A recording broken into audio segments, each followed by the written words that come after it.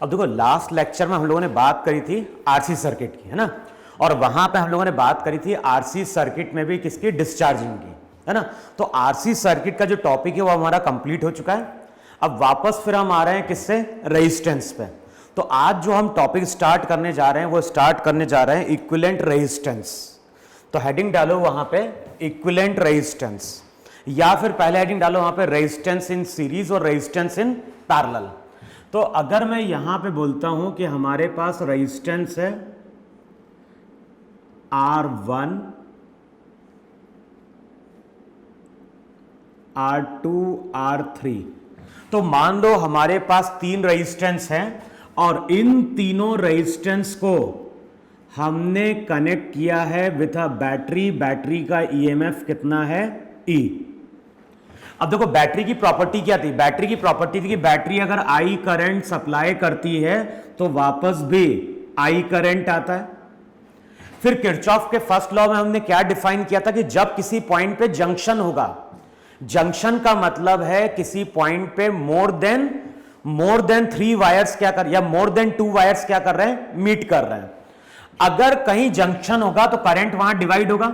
अब यहां पे कोई जंक्शन तो है नहीं तो करंट डिवाइड होगा नहीं, और करंट अगर डिवाइड नहीं होगा तो तीनों रेजिस्टेंस से करंट कैसा पास कर रहा है, सेम पास कर रहा है। और हम लोग क्या डिफाइन करते हैं कि अगर करंट सेम पास कर रहा है, अगर हमारे पास नंबर ऑफ रेजिस्टेंस है और सबसे करंट सेम पास कर रहा है, तो हम बोलते हैं कि ये जो अरेंजमेंट होता है इसको हम सीरीज अरेंजमेंट बोलते हैं। तो सीरीज अरेंजमेंट की प्रॉपर्टी क्या है, सीरीज अरेंजमेंट की प्रॉपर्टी है कि करंट जो रहता है वो वहां सेम रहता है। अच्छा, अब इस पूरे लूप में तुम यहां पे किरचॉफ लॉ यूज करो। बताओ किरचॉफ लॉ यूज करोगे तो यहां पे क्या लिखोगे, यहां पे लिखोगे -IR1 -IR2 -IR3 बैटरी के across plus E equals to 0। अब I की वैल्यू क्या हो जाएगी, I हो जाएगा वहां पे E upon R1 plus R2 plus R3, इसको बोलो इक्वेशन 1। देखो है कि नहीं वहां पे। अच्छा, मैंने क्या बोला है, जब भी रेजिस्टेंस सीरीज में होंगे तो प्रॉपर्टी क्या है, सभी से पास करने वाला करंट वहां पे क्या रहेगा, सेम रहेगा। तो ध्यान रखना यहां पे करंट सेम होता है लेकिन पोटेंशियल डिफरेंस बैटरी का इन तीनों के अक्रॉस क्या होगा, डिवाइड हो जाएगा। अगर बैटरी का पोटेंशियल डिफरेंस E है, इसके अक्रॉस V1 है, इसके अक्रॉस V2 है, इसके अक्रॉस V3 है, तो V1 plus V2 plus V3 किसके बराबर होगा, E के बराबर होगा। तो यहां पोटेंशियल डिवाइड होगा लेकिन करंट मेरा वहां पे क्या रहेगा, सेम रहेगा। अब जब हम सीरीज अरेंजमेंट की बात करते हैं तो वहां पे हम R इक्विवेलेंट की बात करते हैं। अब R इक्विवेलेंट का मतलब होता है कि इन सभी रेजिस्टेंस को हम एक सिंगल रेजिस्टेंस से रिप्लेस कर रहे हैं, और इस सिंगल रेजिस्टेंस को जो हम सेम बैटरी से कनेक्ट करेंगे, इस सिंगल रेजिस्टेंस को जो हम सेम बैटरी से कनेक्ट करेंगे तो प्रॉपर्टी क्या है, R इक्विवेलेंट का मतलब होता है कि जितना रेजिस्टेंस, R इक्विवेलेंट का मतलब है जितना करंट ये तीनों रेजिस्टेंस मिलके इस बैटरी से डिराइव कर रहे हैं, अगर इन तीनों की जगह अगर हम एक सिंगल रेजिस्टेंस यूज करेंगे तो वो सिंगल रेजिस्टेंस सेम बैटरी से आई करंट वहां पे क्या कर रहा होगा, डिराइव कर रहा होगा। देखो यही R इक्विवेलेंट है कि नहीं है।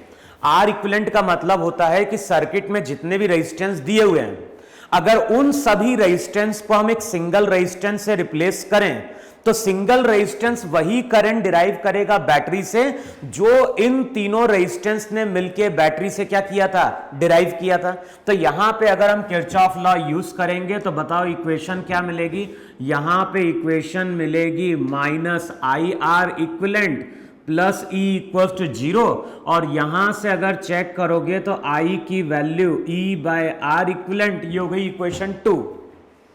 और हमें मालूम है कि ये करंट और ये करंट सेम है, दोनों को इक्वेट कर दो। बताओ इन दोनों इक्वेशन को इक्वेट करोगे तो जो भी R इक्विवेलेंट है उसका फॉर्मूला निकल के आएगा R1 प्लस R2 प्लस क्या हो गया, R3। तो हम लोग क्या डिफाइन करते हैं कि सीरीज सीरीज में आर इक्विवेलेंट होता है R1 प्लस R2 टिल वहां पे क्या होता है Rn होता है। क्लियर हुआ? तो अगर हम सीरीज के क्वेश्चन सॉल्व कर रहे हैं तो केवल ध्यान रखना है कि करंट वहां पे सेम होगा और जो भी आर इक्विवेलेंट रहेगा उसकी वैल्यू होगी R1 plus R2 plus R3 till वहां पे क्या हो जाएगा Rn हो जाएगा वहां पे। क्लियर? अब नेक्स्ट हेडिंग डालो वहां पे रेजिस्टेंस इन पैरेलल। तो अभी तक हमने बात करी है सीरीज की, अब हम बात करने जा रहे हैं किसकी? पैरेलल की। अच्छा, पैरेलल की बात करोगे तो डायग्राम कुछ इस तरह से वहां पे ड्रॉ कर दो।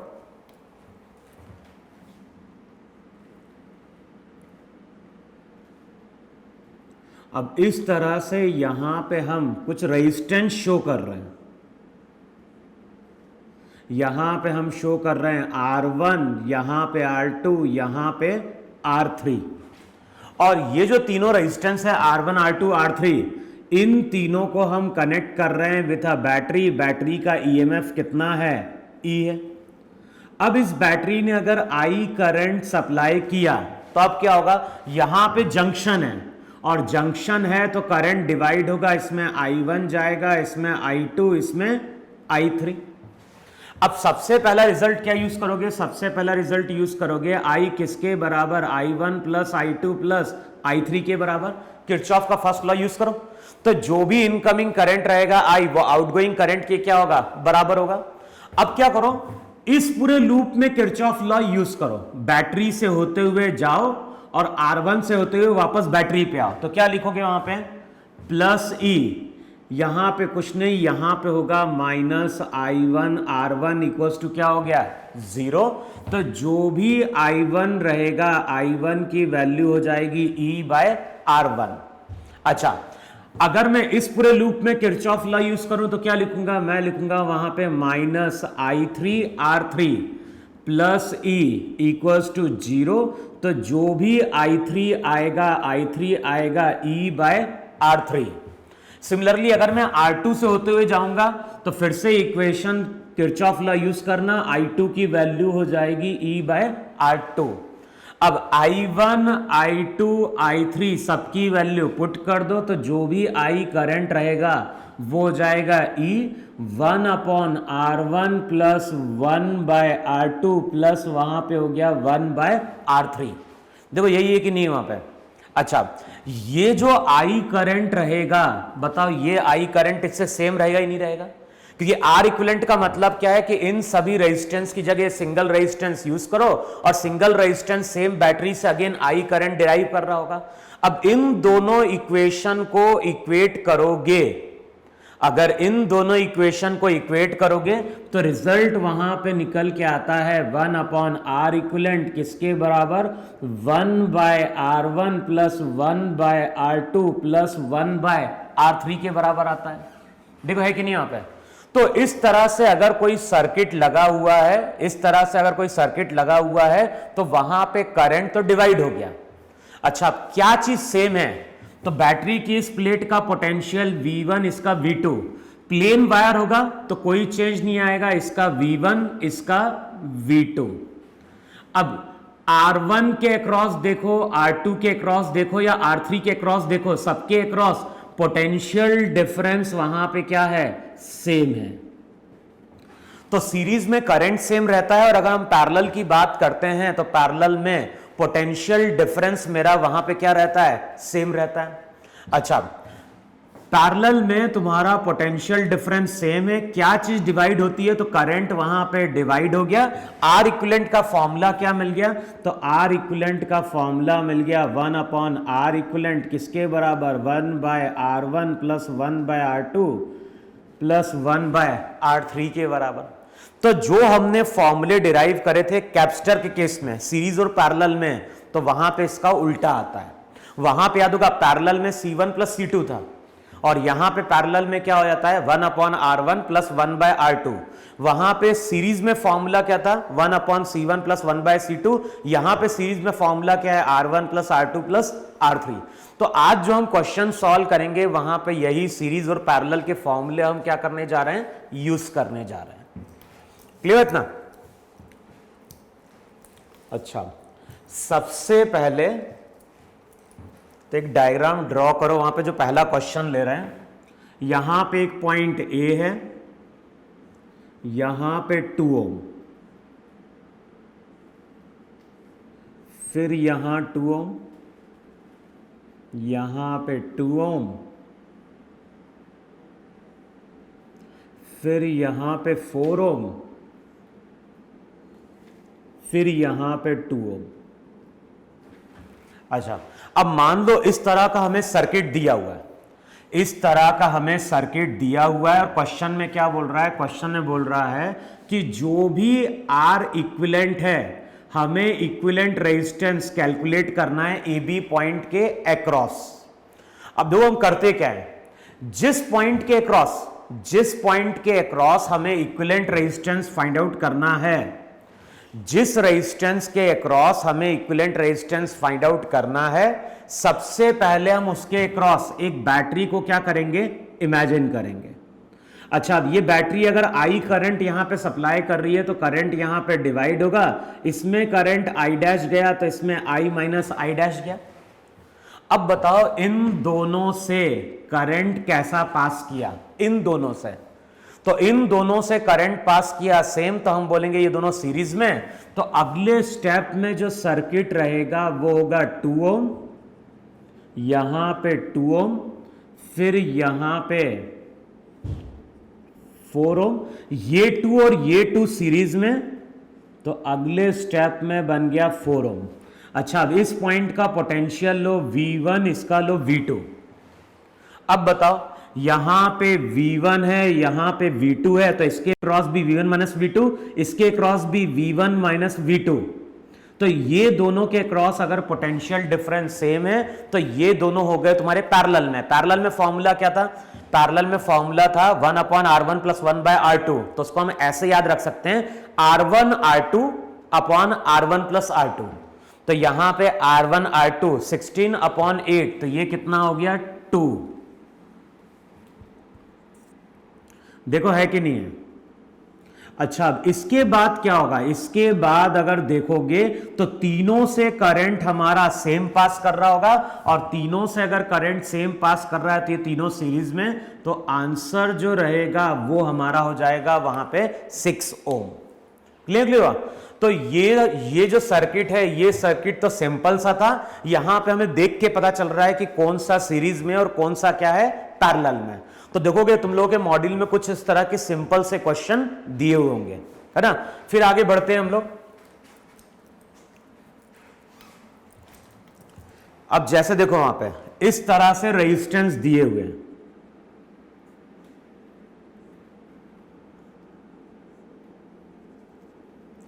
हर वायर का रेजिस्टेंस वहां पे R है, और ये सभी जो वायर हैं, ये सभी वायर यहां पे प्लेन वायर से कनेक्टेड है, ये सभी हमारे अभी एक प्लेन वायर से कनेक्टेड है। अब यहां पे एक पॉइंट दिया है A, यहां पे एक पॉइंट दिया है B, और क्वेश्चन में क्या बोल रहा है, क्वेश्चन में बोल रहा है कि इक्विवेलेंट रेजिस्टेंस हमें फाइंड आउट करना है about point A and B। तो ए बी पॉइंट के अक्रॉस हमें इक्विवेलेंट रेजिस्टेंस क्या करना है, फाइंड आउट करना है। तो अब क्या करोगे, सबसे पहले यहां पे एक बैटरी को लाके इमेजिन कर लो जरा। अच्छा, अब इस पॉइंट का पोटेंशियल V1, तो इसका V2, ये प्लेन वायर है तो इसका V2, इसका V2, इसका V2। देखो चेक करो ये प्रॉपर्टी है कि नहीं प्रॉपर्टी है। अगर प्लेन वायर होगा तो पोटेंशियल सेम रहेगा। अब बताओ इस आर की बात करें, इस आर की बात करें, या फिर इस आर की बात करें, सबके अक्रॉस पोटेंशियल डिफरेंस सेम है। सबके अक्रॉस अगर पोटेंशियल डिफरेंस सेम है, इसका मतलब ये सब पैरेलल में, और पैरेलल में फॉर्मूला हो जाएगा, रिजल्ट हो जाएगा वहां पे R/4। क्लियर। तो इस केस की अगर बात करोगे तो यहां पे सभी रेजिस्टेंस पैरेलल में, तो फॉर्मूला बन गया वहां पे कितना, R/4। फिर देखो वहां पे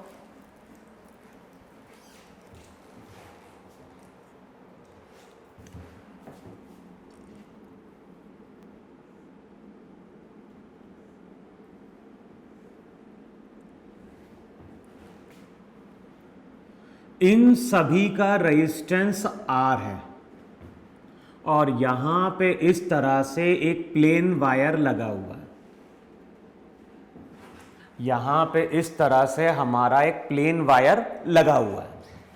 अच्छा, इस पॉइंट को बोल रहा है A, इस पॉइंट को बोल रहा है B। ये बहुत कॉमन क्वेश्चन है, हर बुक में दिया हुआ है। ऐसा क्वेश्चन आईआईटी में भी पूछा जा चुका है, ऐसा क्वेश्चन नीट के एग्जाम में भी पूछा जा चुका है, कई बार पूछा जा चुका है इनफैक्ट। तो अब देखो क्वेश्चन में क्या बोलता है, क्वेश्चन में बोलता है कि find out equivalent resistance between point A and B. तो क्वेश्चन में बोल रहा है कि जो ए बी पॉइंट है उसके अक्रॉस इक्विवेलेंट रेजिस्टेंस हमें क्या करना है, फाइंड आउट करना है। अब कैसे फाइंड आउट करोगे, तो पहले यहां पे एक बैटरी को लाके इमेजिन कर लो जरा। सबसे पहले हमें यही करना है, जिन दो पॉइंट के cross equivalent resistance find out करना है, सबसे पहले उनके क्रॉस एक बैटरी को क्या कर लो, इमेजिन कर लो वहां पे। अच्छा,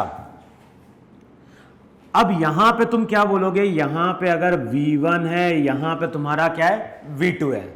तो इस पॉइंट का V1 V1 V1 V1, यहां पे अगर जाओगे तो V2 V2। अब चेक करो जरा, इसके क्रॉस V1 माइनस V2, इसके क्रॉस V1 माइनस V2, इसके क्रॉस V1 माइनस V2। देखो है कि नहीं है वहां पे, देखो आ रहा है कि नहीं आ रहा है। इसके क्रॉस V1 माइनस V2, इसके क्रॉस V1 माइनस V2, इसके क्रॉस V1 माइनस V2। अब इसको इमेजिन करना है तो इसको ऐसे इमेजिन कर सकते हैं कि जो सेम पॉइंट के पोटेंशियल रहते हैं, सेम पॉइंट का जो पोटेंशियल है इसको हम ज्वाइन भी कर सकते हैं। तो इमेजिन करो कि इस पॉइंट को यहां से उठा के यहां पे प्लेस कर दिया तो ये इसके नीचे आ जाएगा। सिमिलरली ये पॉइंट को यहां पे लाके क्या कर दो, प्लेस कर दो वहां पे।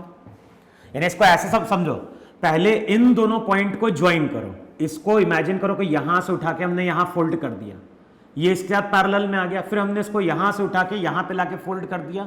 तो ध्यान रखना है ये तीनों रेजिस्टेंस मेरे पैरेलल में है, क्योंकि तीनों के अक्रॉस पोटेंशियल डिफरेंस मेरा सेम है। तो जो R इक्विवेलेंट रहेगा, R इक्विवेलेंट हो जाएगा वहां पे कितना, R/3। क्लियर? तो इस क्वेश्चन में जो R इक्विवेलेंट रहेगा वो हो जाएगा R/3। अच्छा, कई बार क्वेश्चन में थोड़ा चेंज दिया रहता है और क्वेश्चन में क्या करता है, यहां पे भी एक वायर लगा देता है जिसका रेजिस्टेंस R है। अब इस पॉइंट को उसने बोल दिया C, इस पॉइंट को बोल दिया D। फिर से पूछ रहा है कि equivalent resistance between point A and B क्या है। Equivalent resistance between point A and B क्या है। तो अब ध्यान रखना है, यहां पे अगर V1 है तो अब यहां पे V1 नहीं होगा, तो यहां मान लो V3, ये V3, लेकिन ये V2 है तो ये भी यहां पे V2 है। चेक करो है कि नहीं है वहां पे। तो इस पॉइंट का पोटेंशियल V3, इसका V2, इसका भी क्या हो गया, V2। अब चेक करके बताओ वहां पे कौन से रेजिस्टेंस हमारे वहां पे क्या है, पैरेलल में। तो अब देखो इसी सर्किट को हम कैसे ड्रॉ करेंगे। अब ध्यान रखना है, मैंने क्या बोला है, जो सेम पॉइंट के पोटेंशियल होते हैं उनको हम ज्वाइन कर सकते हैं। इसके क्रॉस और इसके क्रॉस देखो पोटेंशियल डिफरेंस सेम है कि नहीं सेम है, V2 minus V3, V2 minus V3। तो ये दोनों पैरेलल में। अगले स्टेप में इसको इमेजिन करो कि V2 को हमने यहां से उठा के यहां पे लाके फोल्ड कर दिया, जैसे ये पॉइंट B है। अब इमेजिन क्या करना है कि इस पॉइंट को हम यहां पे लाके क्या कर रहे हैं, फोल्ड कर रहे हैं। तो B यहां पे आएगा और ये इसके साथ पैरेलल में जाएगा। तब फोल्ड करो जरा और चेक करो जरा, C के ऊपर B आ जाएगा। देखो ऐसा होगा कि नहीं होगा, ये पॉइंट इस पे फोल्ड करके आ जाएगा वहां पे, और ये जो पॉइंट था, ध्यान रखना पोटेंशियल हमें R इक्विवेलेंट किसके अबाउट फाइंड आउट करना है, R इक्विवेलेंट फाइंड आउट करना है A और B पॉइंट के अबाउट, इन दोनों पॉइंट के अक्रॉस है। अब क्या होगा, ये दोनों तुम्हारे पैरेलल में, तो R पैरेलल में, तो ये हो गया अगले स्टेप में R/2। देखो है कि नहीं वहां पर। फिर ये R इस R/2 के साथ यहां पे क्या हो गया, ये दोनों सीरीज में। तो अगले स्टेप में जो सर्किट रहेगा, सर्किट इस तरह से आ जाएगा, वो हो जाएगा 3R/2। अब चेक करो, ये 3R/2 इस R के साथ बताओ पैरेलल में आ रहा है कि नहीं आ रहा है? और ये अगर पैरेलल में आएगा तो फॉर्मूला वहां पे क्या है, फॉर्मूला है वहां पे R1 R2 upon R1 plus R2, 3R/2 plus R। तो रिजल्ट वहां पे क्या हो जाएगा, रिजल्ट हो जाएगा वहां पे 3R²। एक R कैंसल आउट हो जाएगा, देखो है कि नहीं वहां पे? तो यहां पे आ जाएगा 3R, 2 कैंसल आउट हो जाएगा, ये 5, तो ये हो जाएगा 3R/5। चेक करो यही R इक्विवेलेंट है कि नहीं वहां पे? तो अभी हम सिंपली क्या कर रहे हैं, सीरीज और पैरेलल को यहां पे आइडेंटिफाई कर पा रहे हैं। या तो करंट सेम जा रहा है या फिर पोटेंशियल डिफरेंस मेरा वहां पे क्या है, सेम है। फिर देखो वहां पे मान लो अब सर्किट मेरा कुछ इस तरह का दिया हुआ है,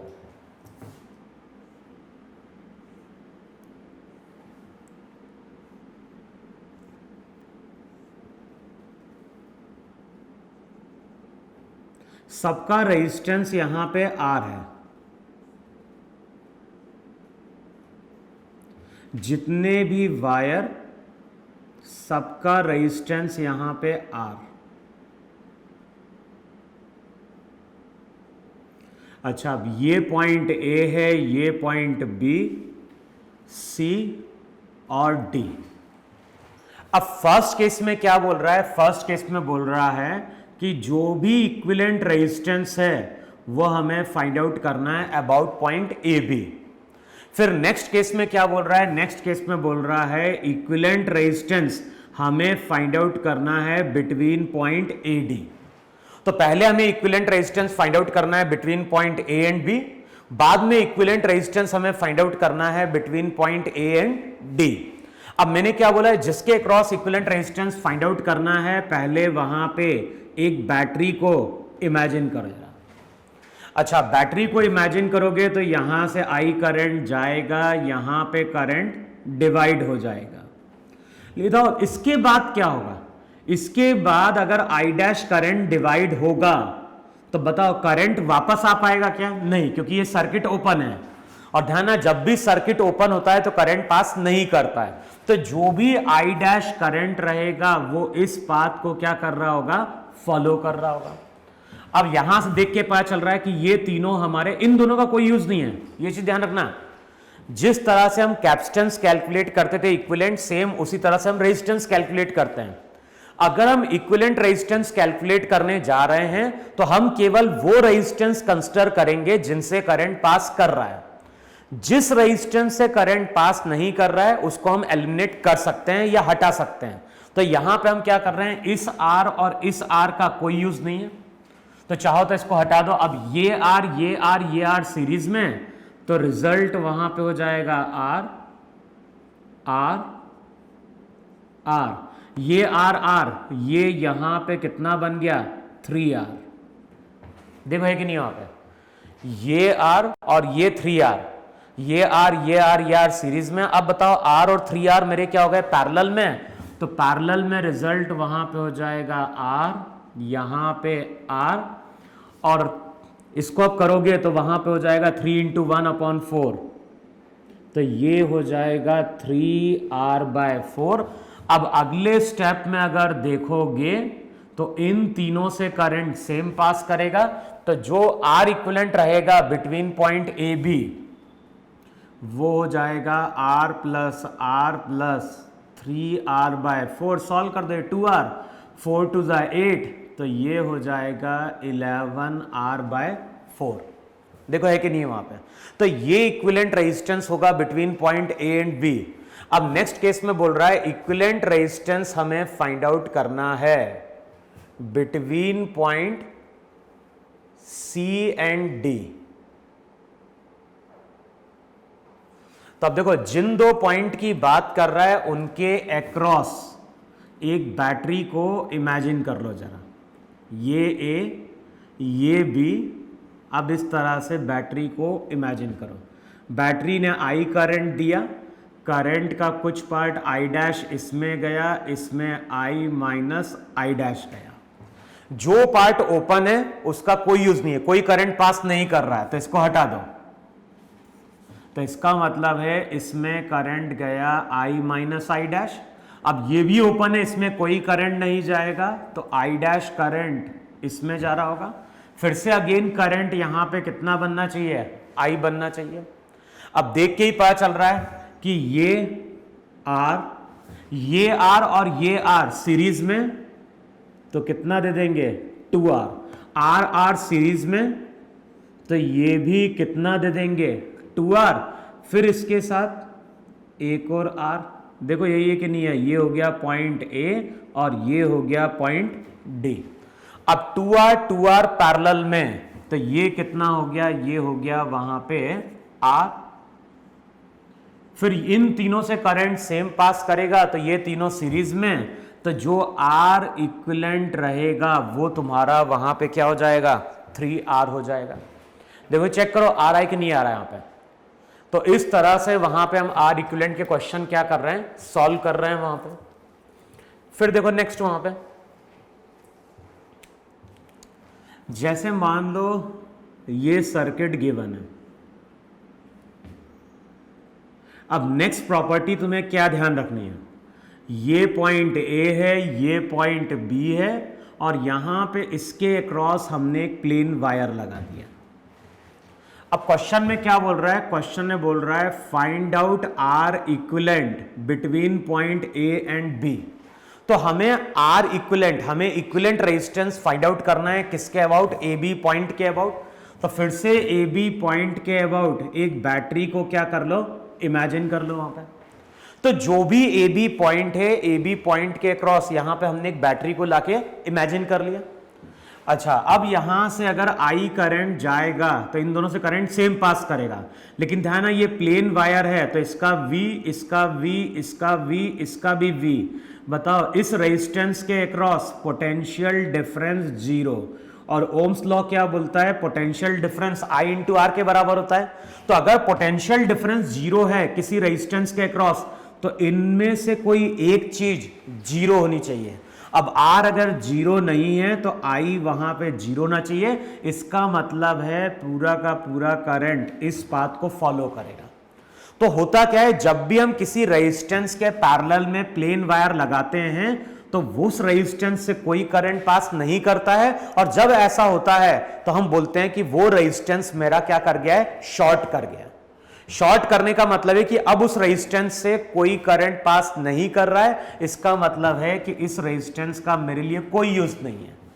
अब मेरे लिए यूज केवल इन दोनों रेजिस्टेंस का है, ये दोनों से करंट सेम पास कर रहा है, तो आंसर जो रहेगा वो हो जाएगा वहां पे कितना 2R।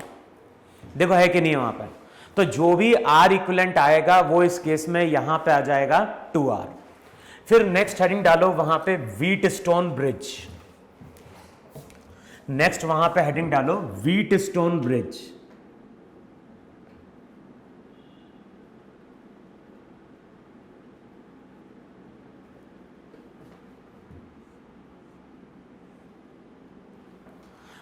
अब देखो व्हीटस्टोन ब्रिज है क्या, तो बेसिकली व्हीटस्टोन ब्रिज एक सर्किट है। किस तरह का सर्किट है, तो मैं एक डायग्राम ड्रॉ कर रहा हूं वहां पे। यहां पे एक रेजिस्टेंस R1, यहां पे एक रेजिस्टेंस R2, फिर यहां पे एक रेजिस्टेंस R3, यहां पे एक रेजिस्टेंस R4, फिर यहां पे एक और वायर है, इसका रेजिस्टेंस R5 है। यहां पे गैल्वेनोमीटर लगाया जाता है, और इन दोनों पॉइंट के अक्रॉस हम वहां पे एक बैटरी को कनेक्ट करते हैं। क्लियर? तो इस तरह का जो सर्किट रहता है उस सर्किट को हम बोलते हैं व्हीटस्टोन ब्रिज। अच्छा, जब हम व्हीटस्टोन ब्रिज की बात करते हैं तो वहां पे दो केस होते हैं। पहला केस होता है कि जो व्हीटस्टोन ब्रिज है वो बैलेंस्ड है। तो कई बार इस तरह का हम वर्ड यूज करते हैं, कई बार हम बोलेंगे कि जो व्हीटस्टोन ब्रिज है वो बैलेंस्ड है, और कई बार हम बोलेंगे कि व्हीटस्टोन ब्रिज हमारी कैसी है, अनबैलेंस्ड है। तो अभी हम लोग बात कर रहे हैं किसकी, अभी हम लोग बात कर रहे हैं बैलेंस्ड व्हीटस्टोन ब्रिज की। अच्छा, अब जो बैलेंस्ड व्हीटस्टोन ब्रिज है, जो बैलेंस्ड व्हीटस्टोन ब्रिज है, उसकी प्रॉपर्टी क्या है? अगर कोई भी व्हीटस्टोन ब्रिज बैलेंस्ड है, इसको पॉइंट बोलो ए, इसको बोलो पॉइंट बी, इसको बोलो पॉइंट सी, इसको बोलो पॉइंट डी।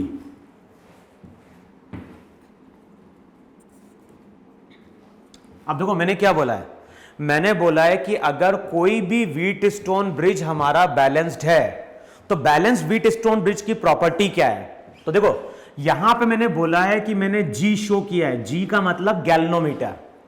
अब तुम लोग मैग्नेटिक इफेक्ट ऑफ करंट में पढ़ोगे कि गैल्वेनोमीटर होता क्या है। अभी केवल इतना ध्यान रखो कि गैल्वेनोमीटर एक इंस्ट्रूमेंट है जो करंट की प्रेजेंस को क्या कर सकता है, डिटेक्ट कर सकता है। गैल्वेनोमीटर एक इंस्ट्रूमेंट है जो करंट की प्रेजेंस को डिटेक्ट कर सकता है। इसका मतलब है कि किसी ब्रांच में अगर गैल्वेनोमीटर लगा है, अगर किसी ब्रांच में गैल्वेनोमीटर लगा हुआ है और उस ब्रांच से अगर करंट पास करेगा, तो गैल्वेनोमीटर तुरंत वहां पे क्या कर जाएगा, डिफ्लेक्ट कर जाएगा। लेकिन अगर व्हीटस्टोन ब्रिज बैलेंस्ड है, तो जो गैल्वेनोमीटर होता है वो नल डिफ्लेक्शन शो करता है।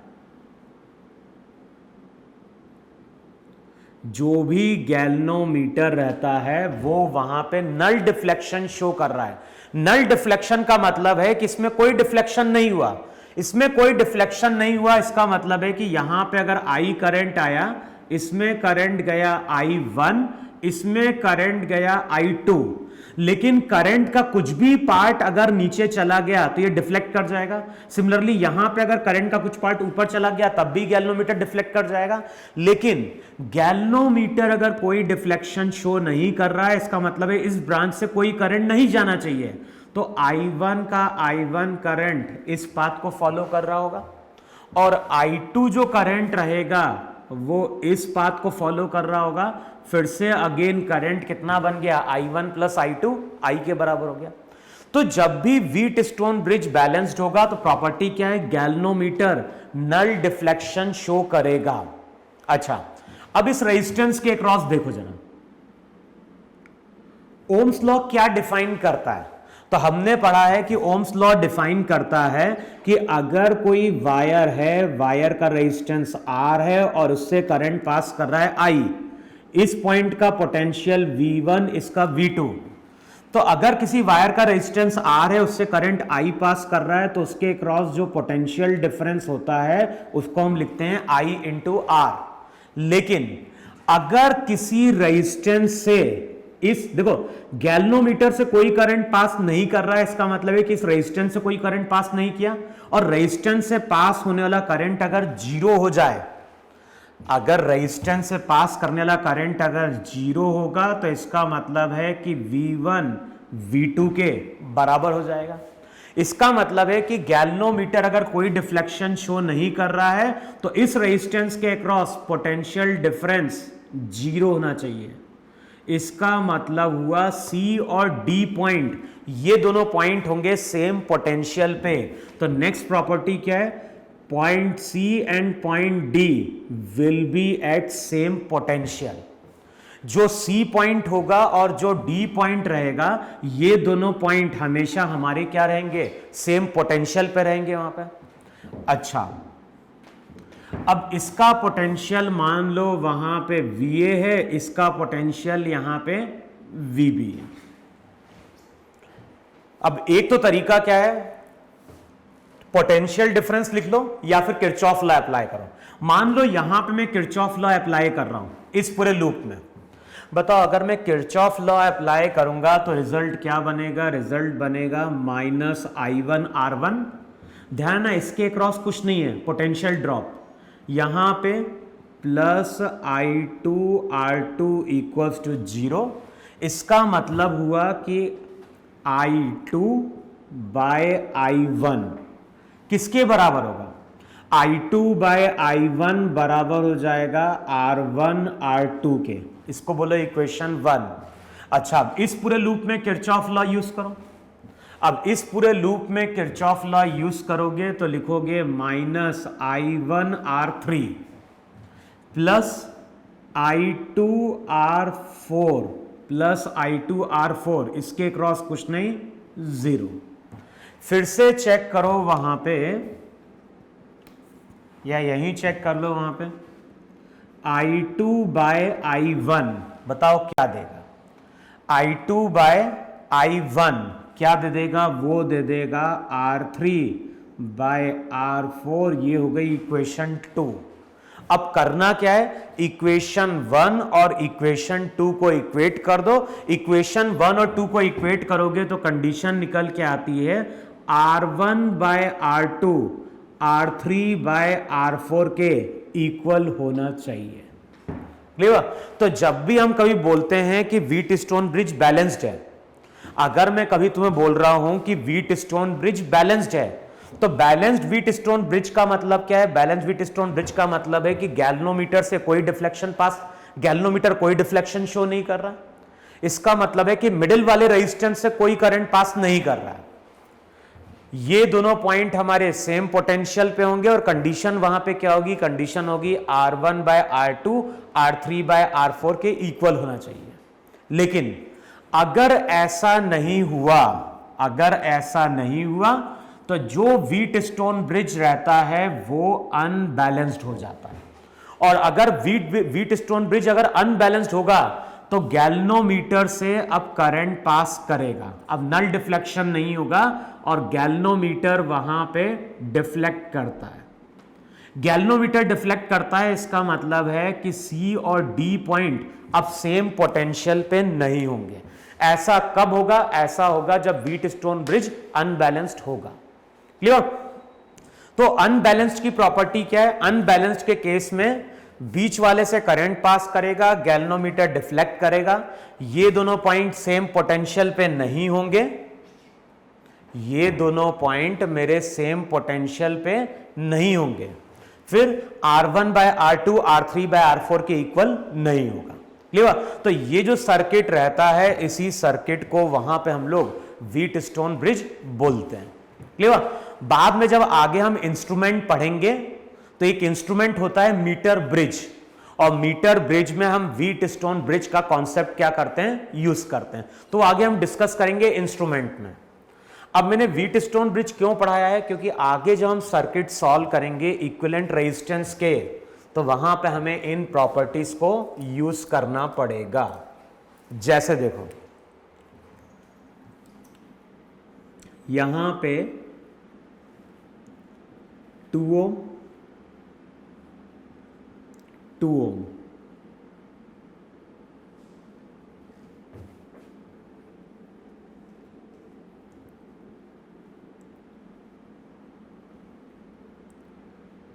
इस तरह का सर्किट दिया है हमें, इस तरह का सर्किट दिया है। और क्वेश्चन में क्या पूछ रहा है? क्वेश्चन में बोल रहा है find out the equivalent resistance, find out the equivalent resistance between point A and B. तो बताना है ए बी पॉइंट के क्रॉस, हमें क्या बताना है? बताना है कि ए बी पॉइंट के क्रॉस इक्विवेलेंट रेजिस्टेंस कितना है। तो अब क्या करोगे वहां पे, ए बी पॉइंट के क्रॉस, ध्यान ना किसके क्रॉस पूछ रहा है, ये मैटर करता है। तो यहां पे वो ए बी के क्रॉस पूछ रहा है, तो इसके क्रॉस एक बैटरी को इमेजिन करो। इसका मतलब है करंट यहां से एंटर करेगा, करंट यहां से बाहर आएगा। अब चेक करो R1 bye R2 R3 bye R4 के इक्वल है कि नहीं है? ये R1 R2 R3 R4। इसका मतलब है कि व्हीट स्टोन ब्रिज बैलेंस्ड है। व्हीट स्टोन ब्रिज अगर बैलेंस्ड है तो मिडिल वाले से कोई करंट पास नहीं करेगा, और जिस रेजिस्टेंस से कोई करंट पास नहीं करता है उस रेजिस्टेंस का हमारे लिए कोई यूज नहीं है, तो उस रेजिस्टेंस को मैंने हटा दिया। अब बताओ इन दोनों से करंट कैसा गया? सेम। तो ये दोनों सीरीज में, तो ये क्या हो जाएगा 4, ये दोनों भी सीरीज में,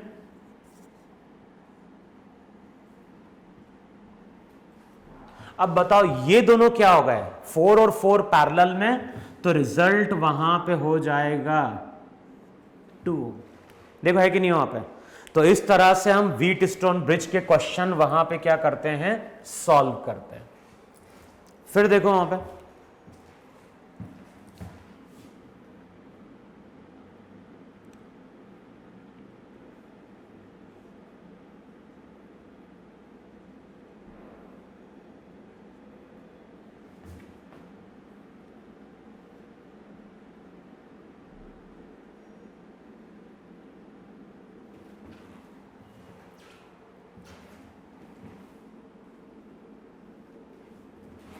ये एक सर्किट दिया है, यहां पे पॉइंट ए है, यहां पे पॉइंट बी है, इस तरह से एक सर्किट दिया है।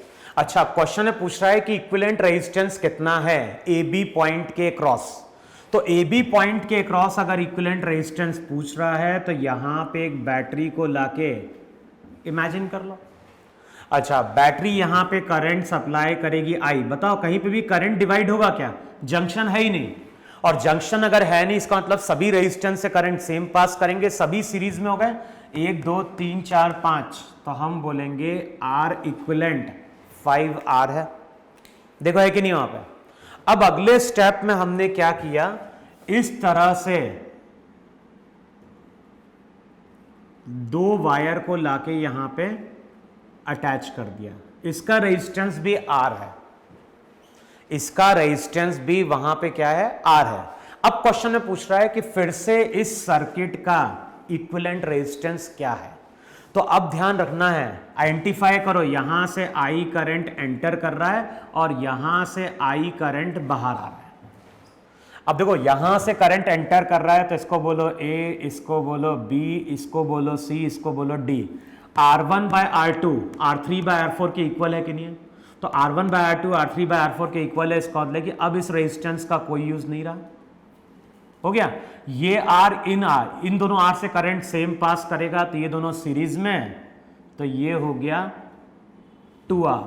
ये दोनों भी सीरीज में, तो फिर से क्या हो गया 2R। अब बताओ ये दोनों कैसे, पैरेलल में, पैरेलल में तो 2R 2R पैरेलल में, तो कितना हो गया R। अब फाइनली इन तीनों से करंट कैसा जा रहा है, इन तीनों से करंट सेम जा रहा है, तो हम बोलेंगे R इक्विवेलेंट वहां पे कितना 3R। क्लियर लिया? तो यहां पे जब मैंने रेजिस्टेंस लगाया तो अगेन व्हीट स्टोन ब्रिज बना, और वो व्हीट स्टोन ब्रिज मेरा कैसा है, बैलेंस्ड है। फिर देखो कई बार जो व्हीट स्टोन ब्रिज रहता है उसको इस तरह से भी शो किया जाता है वहां पे।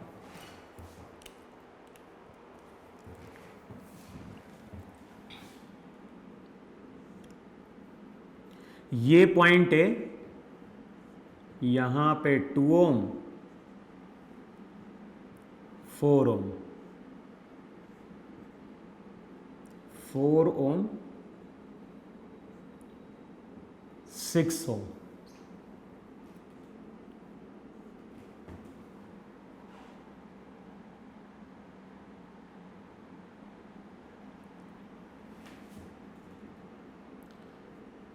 फोर ओम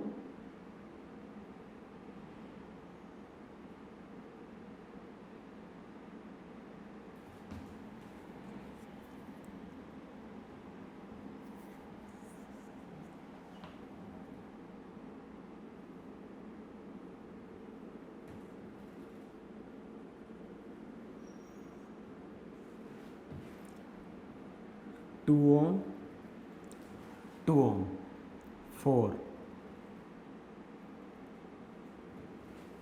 देखो अब कुछ इस तरह का सर्किट दिया है, यहां पे पॉइंट दिया है ए, यहां पे पॉइंट दिया है बी, और फिर से क्वेश्चन में क्या बोल रहा है, फिर से क्वेश्चन में बोल रहा है कि find out equivalent resistance between point A and B. तो बताना है कि जो ए बी पॉइंट है, ए बी पॉइंट के अक्रॉस इक्विवेलेंट रेजिस्टेंस कितना है। तो अब मैंने क्या बोला, फिर से यहां पे अगर आई करंट जाएगा तो यहां से आई करंट बाहर आएगा, क्योंकि इस तरह से यहां पे हम बैटरी इमेजिन करते हैं। अच्छा बताओ इन दोनों से करंट कैसा जाएगा, यहां पे करंट डिवाइड जरूर हुआ लेकिन इन दोनों से सेम गया, तो 4 और 4, तो ये हो गया वहां पे 8 ओम। अच्छा इन दोनों से करंट कैसा जाएगा, सेम, तो 2 और 2 4 ओम। अब यहां से आई करंट जा रहा है, यहां से आई करंट बाहर आ रहा है, इसको मान लो C, इसको मान लो D। बताओ यहां पे आ गया R1 bye R2, R3 bye R4, ये भी हो गया 1/4, ये भी हो गया 1/4। तो R1 bye R2, R3 bye R4 के बराबर है। इसका मतलब कि व्हीटस्टोन ब्रिज बन रहा है। कैसा? बैलेंस्ड। तो बीच वाले को हटा दो। अब बीच वाले को हटा दोगे तो ये दोनों सीरीज में, तो कितना बन गया? 6। फिर ये दोनों सीरीज में, तो 16 + 8 कितना हो गया? 24। अब जो भी R इक्विवेलेंट रहेगा वो हो जाएगा 24 × 6, R1 R2 upon R1 + R2, तो ये हो जाएगा 6 × 5 = 30, तो 24/5 ओम। तो जो सर्किट रहेगा, सर्किट का जो इक्विवेलेंट रेजिस्टेंस होगा वो हो जाएगा 24/5 ओम। देखो है कि नहीं है वहां पे? तो जो R इक्विवेलेंट आ रहा है, अभी R इक्विवेलेंट आ रहा है 24/5 ओम। फिर लिखो वहां पे नेक्स्ट क्वेश्चन।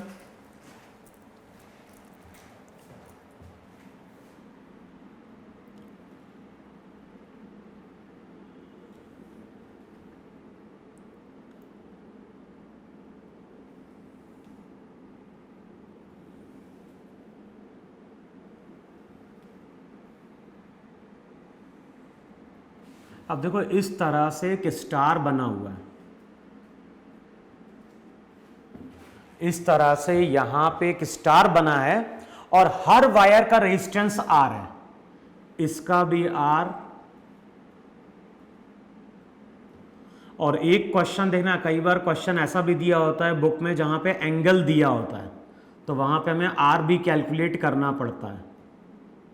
लेकिन यहां क्वेश्चन में क्या बोल रहा है? हर वायर का रेजिस्टेंस यहां पे कितना है? R है। अब यहां पे एक पॉइंट ले रहे हैं A और यहां पे एक पॉइंट ले रहे हैं B, और क्वेश्चन में क्या बोल रहा है? क्वेश्चन में बोल रहा है कि find out equivalent resistance between point A and B। Find out equivalent resistance between point A and B। तो बताना है कि जो AB पॉइंट है, जो AB पॉइंट है, AB पॉइंट के अक्रॉस इक्विवेलेंट रेजिस्टेंस कितना है। अब कैसे कैलकुलेट करोगे AB पॉइंट के अक्रॉस इक्विवेलेंट रेजिस्टेंस? सबसे पहले देखो जरा, किससे करंट सेम पास करेगा ये बताओ। इन दोनों से हमेशा करंट कैसा पास करेगा? ये सभी R है। इन दोनों से करंट कैसा पास करेगा? हमेशा सेम। तो R सीरीज में, तो ये हमेशा यहां पे दे देगा 2R। अच्छा, इन दोनों से भी करंट सेम पास करेगा, तो ये दोनों भी दे देंगे वहां पे 2R। इन दोनों से सेम पास करेगा, तो यहां पे भी 2R। इन दोनों से करंट सेम पास करेगा, तो देखो पहले सर्किट इस तरह से रिड्यूस हो गया कि नहीं रिड्यूस हो गया? अच्छा, कौन से पैरेलल में ये बताओ जरा मुझे।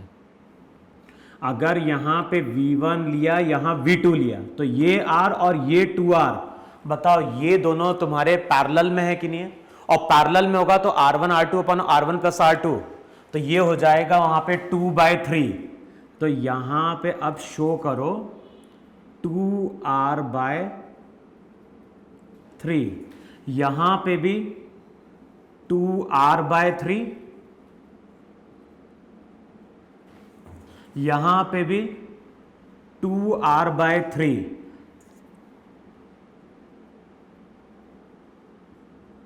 और यहां पे चेक करोगे फिर से दोनों पैरेलल में, तो फिर से लिखोगे वहां पे 2R/3। अच्छा, इन दोनों से करंट कैसा पास करेगा? इन दोनों से करंट पास करेगा सेम, तो 2R/3 2R/3, तो ये हो गया 4R/3। तो यहां पे एक रेजिस्टेंस लगा दो 4R/3 का, यहां पे एक रेजिस्टेंस लगा दो किसका?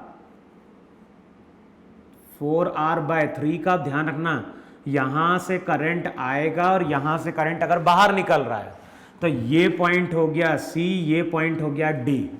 अब बताओ इस सर्किट को हम ऐसा उल्टा कर सकते नहीं कर सकते हैं?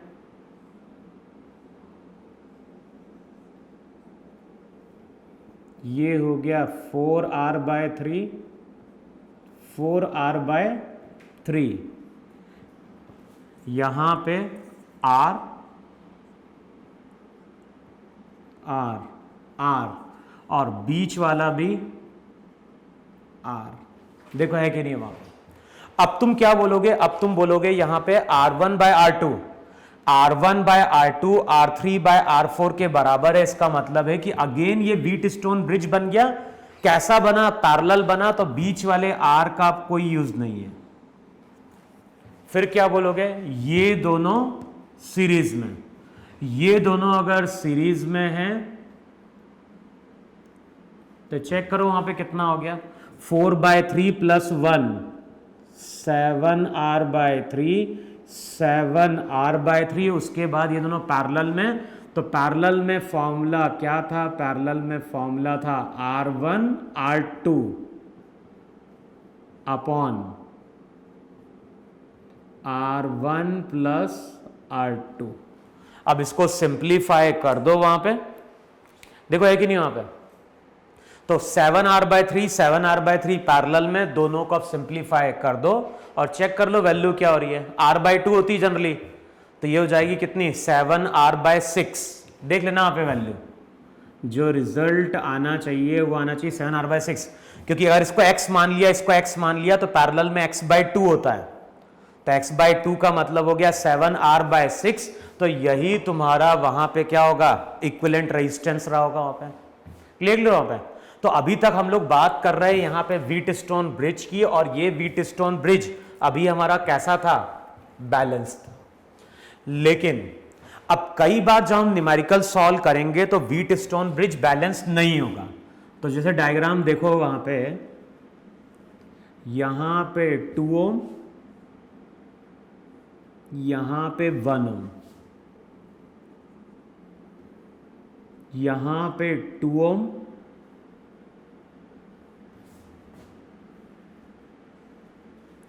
अब इसको 1 ओम कर दो, इसको 2 ओम कर दो, यहां पे पॉइंट ए लो, यहां पे पॉइंट बी लो।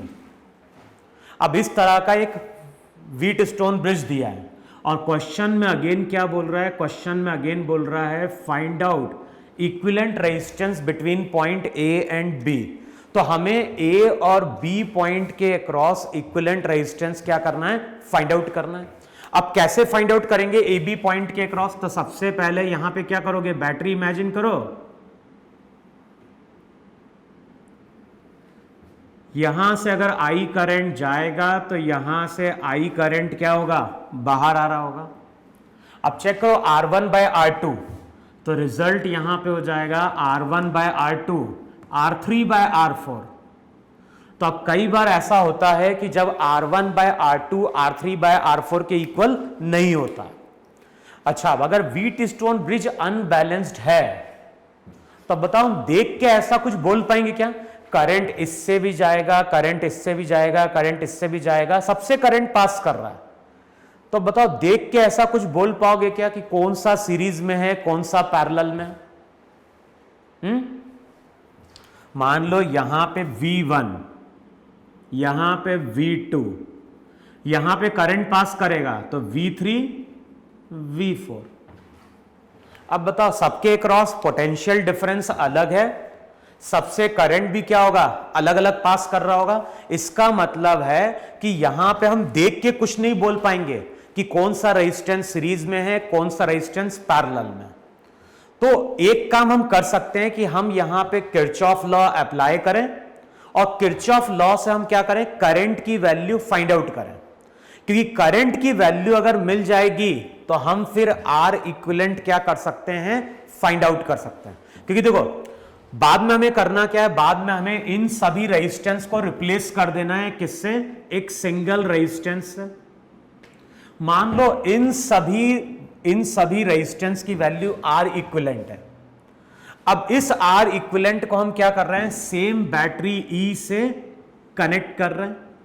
तो प्रॉपर्टी क्या थी, प्रॉपर्टी थी वहां पे कि जो आई करंट यहां पे इन लोगों ने डिराइव किया है वही आई करंट इससे पास करेगा। किरचॉफ लॉ अप्लाई किया था, आई की value E by R equivalent I थी, इसको इक्वेशन 1 बोलो। अब मैं क्या बोल रहा हूं, किसी तरह से यहां पे हम करंट की वैल्यू फाइंड आउट कर लें इन टर्म्स ऑफ ई, और फिर I की वैल्यू यहां पे और यहां पे हम क्या कर दें, इक्वेट कर दें, E वाली टर्म कैंसिल आउट होगी और हमें R इक्विवेलेंट की वैल्यू मिल जाएगी वहां पे। तो अब कैसे हम कैलकुलेट करें वहां पे, तो यहां पे I करंट आ रहा है, तो मान लो इसमें करंट गया कितना, I डैश। अब इसमें अगर I डैश करंट जाएगा तो इसमें करंट कितना जाएगा, इसमें करंट जाएगा I minus I dash. Clear, इसमें अगर आई डैश करंट आ गया तो इसमें करंट कितना गया, आई माइनस आई डैश गया। अब एक प्रॉपर्टी है जो तुम्हें याद रखना है और न्यूमेरिकल सॉल्व करते वक्त कई बार इसको डायरेक्ट अप्लाई करना है, क्योंकि एग्जाम में हमारे पास इतना टाइम नहीं होगा कि इस प्रॉपर्टी को हम प्रूव करें। वैसे इसको हम किरचॉफ लॉ से प्रूव कर सकते हैं। प्रॉपर्टी क्या है, यहां पे अगर 2 है, यहां पे 1 है, यहां पे 1 है, यहां पे 2 है, अगर रेजिस्टेंस केवल इंटरचेंज हुए हैं, अगर रेजिस्टेंस केवल इंटरचेंज हुए तो करंट को भी हम वैसे ही चेंज करेंगे। जैसे यहां पे अगर 2 ओम में आई डैश गया तो यहां पे भी तुम आई डैश मान लेना डायरेक्ट सीधे। यहां पे 1 ओम में आई माइनस आई डैश गया तो यहां पे भी 1 ओम में क्या मान लेना, आई माइनस आई डैश मान लेना। क्लियर, तो हम ऐसा ही बोल सकते हैं कि जैसा करंट यहां पे जाने में गया है, जैसा करंट यहां पे निकलते गया है, वैसा ही करंट यहां पे टर्मिनेट होते हुए, जब टर्मिनेट करेगा तो वैसे ही करंट यहां पे आएगा। इसमें जाएगा आई माइनस आई डैश, इसमें मान लिया आई डैश। अब बताओ यहां से आई डैश करंट आ रहा है, इसमें आई माइनस आई डैश जा रहा है। अगर इसमें आई डैश करंट आया, इसमें आई माइनस आई डैश गया, मान लो V2 ग्रेटर देन V3 है, ये हमने एजम्पशन ले लिया, हमने मान लिया कि V2 ग्रेटर देन V3 है। अच्छा, V2 ग्रेटर देन V3 है तो करंट नीचे की ओर जाएगा, कितना करंट जाएगा, तो I dash minus I dash. यहां से I डैश करंट आ रहा है, इसमें I माइनस आई डैश जा रहा है, तो वैल्यू कितनी होगी, वैल्यू होगी 2I डैश माइनस आई। अब क्या करो, पहले तो ये लूप यूज करो। अब इस लूप में जाओगे तो लिखोगे वहां पे -2I डैश, यहां पे करंट के अलोंग तो -2I डैश माइनस आई। यहां पे हम जा रहे हैं करंट के ऑपोजिट, तो plus I minus I dash equals to 0। देखो ये वैल्यू है कि नहीं वहां पे, 2I dash minus 2I dash current के अलोंग, फिर यहां पे -2I डैश माइनस आई इंटू 2, यहां पर हो जाएगा प्लस। ये तो हो गई इक्वेशन 1। और सेकेंड इक्वेशन क्या आएगी, इस पूरे लूप में अप्लाई करो किरचॉफ लॉ, तो यहां पे होगा -2I dash minus I dash battery के across plus E equals to 0। इसको बोलो इक्वेशन 2, इसको बोलो इक्वेशन 3। तो इसको हम इक्वेशन 2 बोल रहे हैं, इसको मैं यहां पे क्या बोल रहा हूं, इक्वेशन 3 बोल रहा हूं। अब करना क्या है, अब यहां पे इन दोनों इक्वेशन को तुम्हें सॉल्व करना है, इन दोनों इक्वेशन को सॉल्व करना है और इन दोनों इक्वेशन से आई डैश को एलिमिनेट कर दो। कर सकते नहीं कर सकते, आई डैश को एलिमिनेट करो और आई की वैल्यू कैलकुलेट करो इन टर्म्स ऑफ ई। तो इन दोनों इक्वेशन से आई डैश को एलिमिनेट कर दो, आई मिल जाएगा इन टर्म्स ऑफ ई। ये आई और ये आई सेम है, तो इन दोनों आई को यहां पे इक्वेट करोगे तो यहां से हमें मिल जाएगा सर्किट का इक्विवेलेंट रेजिस्टेंस।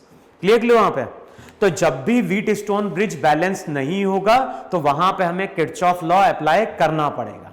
लेकिन ये प्रॉपर्टी हमेशा ध्यान रखना कि अगर 2-1 का 1-2 हो गया, कोई जो नहीं 2-1 हो सकता है यहां पे 4-6 हो, 4-6 यहां पे 6-4 हो गया, तो करंट को हम उसी तरह से वहां पे क्या कर देंगे, पास करा देंगे। यहां पे जितना जाएगा उतना यहां पे जाएगा, यहां पे जितना जाएगा उतना ही यहां पे जाएगा। क्लियर हुआ? तो अब तुम्हें करना क्या है, मॉड्यूल में जो सिंपल क्वेश्चन दिए हुए हैं इक्विवेलेंट रेजिस्टेंस के, या फिर जो व्हीट स्टोन ब्रिज के क्वेश्चन दिए हैं, वो तुम्हें अब सॉल्व करना है। क्लियर हुआ? अगला जो लेक्चर आएगा उसमें अगेन हम इक्विवेलेंट रेजिस्टेंस की बात करेंगे, लेकिन इक्विवेलेंट रेजिस्टेंस जब हम कैलकुलेट करेंगे तो वहां पे हम कुछ सिमेट्री की बात करेंगे कि कैसे हम पाथ को आइडेंटिफाई करते हैं कि कौन सा पाथ सिमेट्रिकल है, कौन सा पाथ सिमेट्रिकल नहीं है। तो आगे जो हम क्वेश्चन सॉल्व करने जा रहे हैं तो वहां पे हम सिमेट्रिकल मेथड की बात करेंगे, मिरर मेथड की बात करेंगे, और फिर उन्हीं के थ्रू हम क्या करेंगे, डिफरेंट केसेस में इक्विवेलेंट रेजिस्टेंस फाइंड आउट करेंगे। क्यूब का भी रेजिस्टेंस हम फाइंड आउट करेंगे, फिर वहां पे कुछ हम सर्किट लेंगे जहां पे इनफाइनाइट होगा, सर्किट इनफाइनाइट होगा, और अगेन वहां पे हमें इक्विवेलेंट रेजिस्टेंस क्या करना होगा, फाइंड आउट करना होगा। तो वो चीज हम लोग डिस्कस करेंगे नेक्स्ट क्लास में। अभी तुम्हें क्या करना है, मॉड्यूल में जो भी क्वेश्चन है या बुक जो है सिंगेज की, इसमें जो क्वेश्चन है किसके, व्हीटस्टोन ब्रिज के, उसको आप क्या कर लो, सॉल्व करके देख लो। तो अगली क्लास में इसी को आगे हम फिर क्या करेंगे, कंटिन्यू करेंगे वहां पे, ठीक है।